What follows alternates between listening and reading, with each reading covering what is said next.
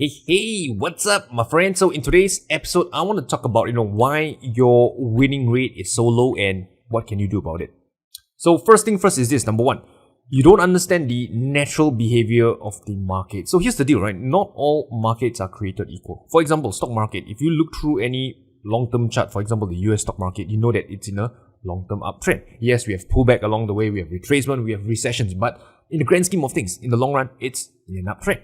So if you don't understand this natural phenomenon of the stock markets and you're looking to short whenever there's a pullback, when there's, the price making a 20-day low or there's a correction and you short the stock markets, what you're going to find is that you will, be losing consistently because this natural phenomenon of the stock markets is an uptrend heading higher. So understand the natural phenomenon of the markets that you're trading, and that, right, should help improve your winning rate. So for example, let's say in the stock markets, whenever there's a pullback, there's a correction, and you're looking to buy instead of short, that will improve your win rate, right? By quite a fair bit. For another example is, let's say, the Forex market. A pair like Aussie Canadian, it has a tendency to reverse, right, at the previous day highs and lows. This is kind of like, the phenomenon of Aussie Canadian.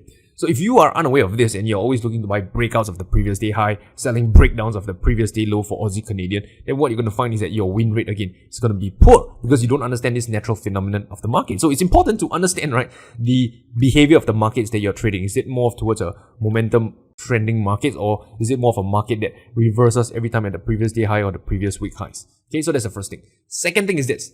You adopt a trailing stop loss. So there's nothing wrong with using a trailing stop loss, but if you use a trailing stop loss, you have to be prepared, right, to incur a lower winning rate. Why is that? If you think about this, right, the purpose of a trailing stop loss is to give the trade some buffer so you can hopefully catch a trend. But as you know, right, for most markets, right, it doesn't trend, right, the moment you put on a trailing stop loss. It trends when it wants to trend, it range when it wants to range. So you should expect, right, that you don't catch a trend on every single trade. And also another thing is that for trailing stop loss, right, you only exit the trade after the market has moved against you by a certain margin. So meaning you will never exit at absolute highs because you are trailing a stop loss below the highs. Only if it drops below the highs by, let's say, a certain margin, like let's say 10% below the highs, then you will exit your trade. So in other words, you're always exiting the trade when the market has moved against you.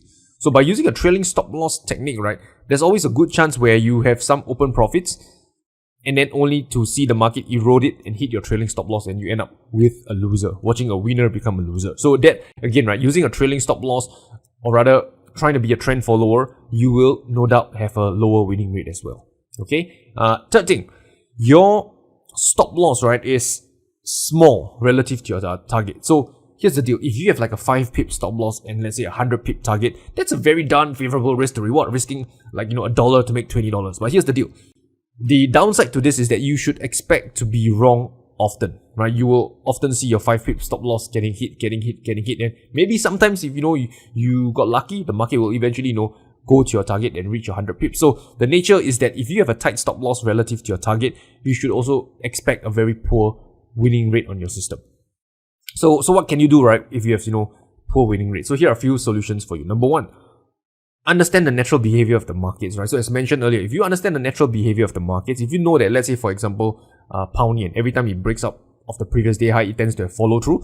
Then if you, try to trade in the direction of the breakout, you can see that you will improve your winning rate rather than, trading against the breakout. That's one example.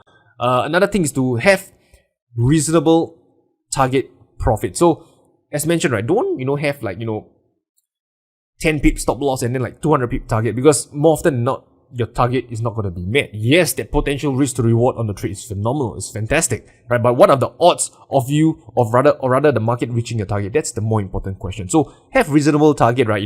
Maybe having a 50 pip stop loss and your target is at the nearest swing high. Resistance is let's say 75 pips away, risking $1 to make 150. That's fair, right? Have a reasonable target, and that will improve your winning rate along the way. And finally, I want to share something important is this. This is actually with regards to the trailing stop loss thing I mentioned about, right? So yes, you might have a low winning rate, but it doesn't mean, right, that your trading system is a losing system. Because, for example, trend followers, they have winning rate in the realm of 30 to 40%, maybe slightly higher, 45%. But the reason why trend followers are profitable is because their winners are much larger than your losers. So for example, if let's say out of 10 trades, 7 are losers, you lose $1 each, so you are down $7. But for the remaining 3 trades, every time you win, right, you make $5.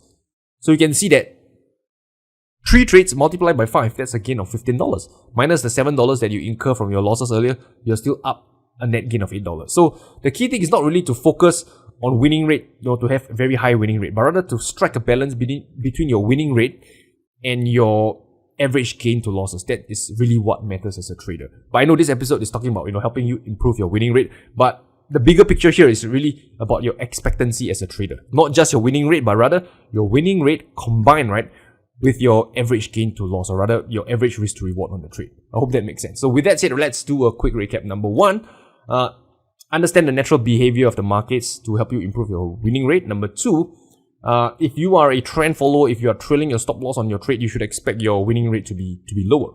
Number 3, small stop loss, wide profit target will also incur a low winning rate. And finally, number 4, I shared with you a few solutions, which is to understand the natural behavior of the markets and have reasonable target profit. And the final thing that I mentioned was to not just focus on winning rate, but rather focus on your expectancy. In other words, right, understand your winning rate combined with your average risk to reward. That's really what matters. So with that said, I wish you good luck, good trading. I'll talk to you soon.